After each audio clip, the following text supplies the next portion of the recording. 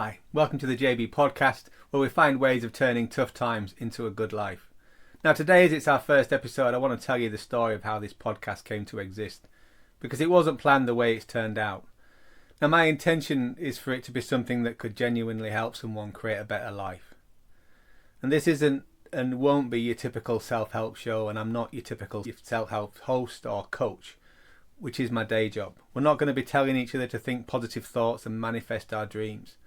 Instead, we're going to be going to talk about practical philosophy, especially ancient wisdom applied for modern life. For example, we're going to explore how to have fewer shit days. And yes, I said shit days because, let's be honest, we all have them. Now first, let me tell you how the focus of the podcast, as described in the strapline, Tough Times, Good Life, all began. Because it started with a question about historical accuracy and ended up evolving into a mission to help people rediscover their agency. Now, the quote that started everything came up when I came across that viral quote that you've probably seen on social media. Hard times create strong men create good times create weak men, and weak men create hard times. Sound familiar? Well, it's everywhere, attributed to everyone from ancient philosophers to historical leaders. But as Abraham Lincoln has said, 80% of internet quotes are misattributed. So I wanted to know, was it actually historical? So I did what any curious person should do, and I investigated, and what I found, it was fascinating. And the quote isn't ancient at all. It comes from a 2016 post-apocalyptic novel called Those Who Remain by G. Michael Hoff. It's the 7th book in a series called The New World. Hoff is a US combat veteran who was researching something called generational theory when he crafted the line for one of his characters. Now, this is where it gets interesting. My first instinct was to dismiss it because it wasn't genuinely historical, but then I realised I was making a mistake. The same mistake our culture makes all the time. We assume that old equals wise and new equals suspect, or the reverse sometimes. But the truth is, Hoff's quote captures something real about human nature in historical patterns. And it is based on good research. And it resonates because it contains a genuine insight, not because it's ancient. The problem isn't the quote, it's that it's been falsely attributed to anyone from Abraham Lincoln to some of the ancient Greek philosophers. Now, since we're talking about cycles and human nature, there are some actual historical quotes that explore similar themes, because the ancients did have profound insights about these patterns. Polybius, for example, the Greek historian, developed something called anacyclosis, a theory about how governments cycle through different forms. He wrote something like, such is the cycle of political revolution, the course appointed by nature in which constitutions change, disappear, and finally return to the point from which they started. Ibn Khaldun, the great 14th century historian, studied how civilizations rise and fall, noticing how comfort can weaken the very qualities that create success in the first place, exactly as Hoff talks about. Now, these thinkers understood something crucial. Patterns exist in human behaviour and society, and we'll get into that a lot in this podcast. But they understood that these patterns aren't inevitable. They can be interrupted by conscious choice. And that brings me to the real problem with how people use Hoff's quote. They treat it like an iron law of history. Hard times automatically create strong men. Good times automatically create weak people, is for a better word, but it's not how it works. Hard times can create strong people, but they can also create broken people, bitter people, or people who repeat the same destructive patterns. Good times can create complacent people, but they also create people who use their advantages wisely, who prepare for the future challenges, and who build something sustainable. The difference isn't the circumstance, it's the response. So think about it this way. We've all known people who went through terrible hardships and came out stronger, more compassionate, more resilient. We've also known people who went through similar hardships and came out angry, closed off, or defeated. Now, some same hardships, different response, different outcomes. And others can experience a good time and come out more compassionate and caring, and others experience a good time and become more selfish and self-centered. So the real insight for me isn't about cycles, it's about choice, and it's about agency, and that's what I'm going to be focusing on. I'm going to be focusing on it for a very specific reason, and this is why this matters to me personally. because it's what's transformed this from an intellectual exercise into a mission. Now this year, as 2025, as I'm publishing this, I lost my brother Jason to suicide. Now Jason had a stroke at 20 that damaged the most important part of his brain for advanced thinking, which is called the frontal cortex. And he was mostly okay, which was remarkable for someone with that injury, but he would short circuit at important and stressful times, and this made his life incredibly difficult. However, for almost everyone who met him, they said how great a guy he was, how he was really caring, and he made their lives better. He struggled courageously for 35 years, made an almost incredible recovery, and almost led a normal life. But this year, he'd just had enough. And I will be talking about that in this podcast. Now, suicide prevention, as I've been getting into, sadly, in the last 6 months, somewhat, obviously too late for Jason, but I want you to understand why he did what he did. So there's something called thwarted belongingness. Now this could be seen as kind of not having enough friends, but it's also about not feeling you belong anywhere. You don't have a place, either real or symbolic, where you feel at home, where you would call home. There's also some other research called perceived burdensomeness, feeling that you don't make a difference, and crucially that people would be better off without you. And Jason struggled with both of these, as unfortunately we've been finding out. And here's what I realised. The suicide prevention research is really just describing the extreme end of problems that we all face. Loss of agency, loss of connection, loss of hope that things can get better. And we're increasingly facing this more and more today in all the craziness that's going on around us. Now most of us can have a rough time for a week, a month, or even a year or two, but we find a way to regain our agency and connection, and then we look to new opportunities. Now Jason did this for nearly 35 years repeatedly. But this year he decided had enough. Most suicide prevention focuses on crisis intervention, keeping people alive today, or more specifically, not dying. And Jason didn't die for 35 years after his brain injury, so this part of the suicide prevention approach is crucial stuff. We've got to keep you alive, and you've got to stay alive in order to see something better and to find it. Now what I would argue though is it's necessary but insufficient.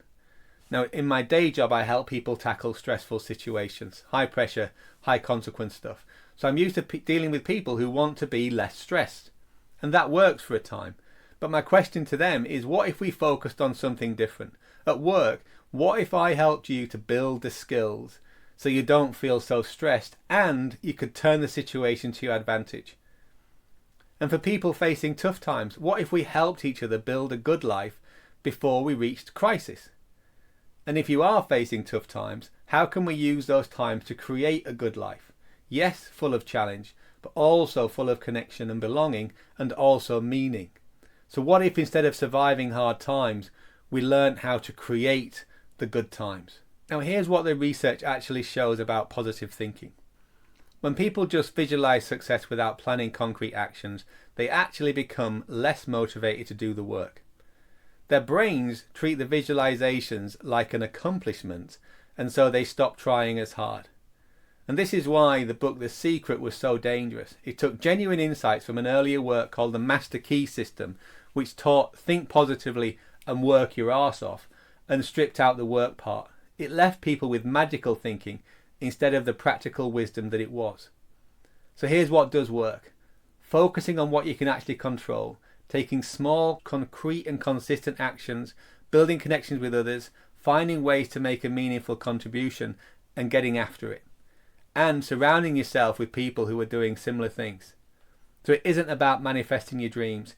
It's more like make today better than yesterday. And do it as in many days as you can, fit it together.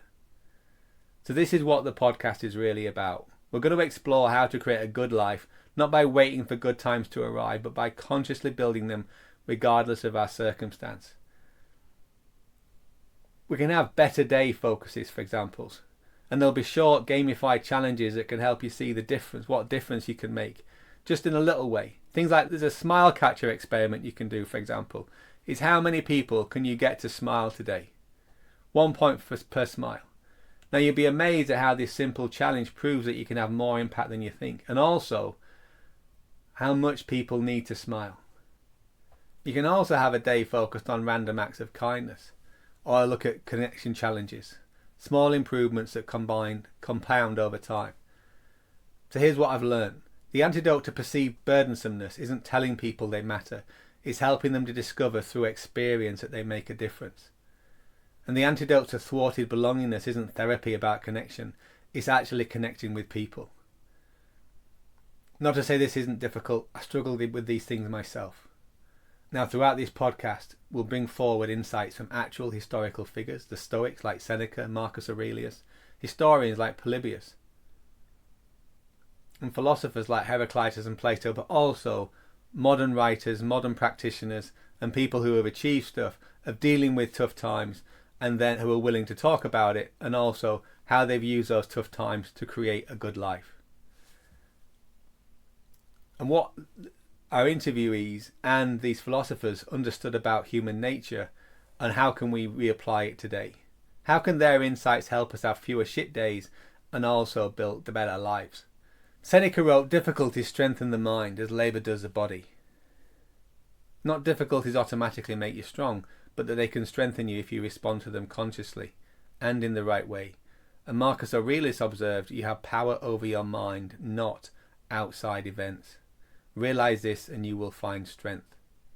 Heraclitus understood that nothing is permanent except change, which means that both the hard times that will pass and the good times will also pass, and they require active maintenance and preparation for what's coming next. It's not fortune cookie wisdom, it's practical insights on how to navigate being human.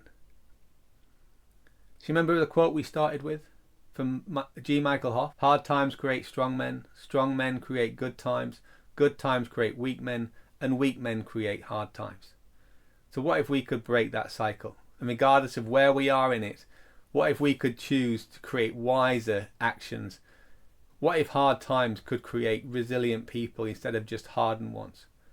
Patterns continue if we're unconscious, but consciousness, awareness of the pattern gives us power to interrupt it. And that's what this podcast is going to be about. Not just surviving cycles, but consciously creating something better. And it's delivered to you not from a position of my life is so amazing, look at my Lamborghini, but hey, look at my scars and this is what I've learned. Maybe you can use it too. So that's how the Tough Times Good Life podcast was born. From a question about a quote through a conversation about cycles and agency to a mission, sadly very personal, to help people build lives worth living. Now I could have called it Tough Times Good Life, but there are so many areas I'm going to draw on that sometimes it will be about good times or decision making or other things, and also looking ahead to spot the tough times that are coming and then figuring out how we can prepare ourselves for those times that are on the horizon. Now none of this will be through magical thinking or toxic positivity, but it will be through practical philosophy and small daily improvements and the radical idea that we've got more power to shape our lives than we usually believe. Now Jason worked for 35 years to create a good life for himself, and despite decades of helping him survive, he just couldn't break through that last level. His brain injury, for very specific reasons, made it impossible for him. Now, but maybe understanding some of the challenges that he faced and the help that he needed and didn't get, we can help others discover what matters and how they belong, and that they have the power to make today better than yesterday. So until then, here's a challenge. Just make one person smile today, just one, and notice how it makes you feel. And if that person is you make yourself smile, then that's a double pointer. And the challenge then is to pass that smile on to somebody else. So thanks for listening to the first episode of the JB podcast, Tough Times, Good Life. I'm Jonathan Brown, and remember, we have more agency than we think. We do matter, and the world is a much better place because we are in it.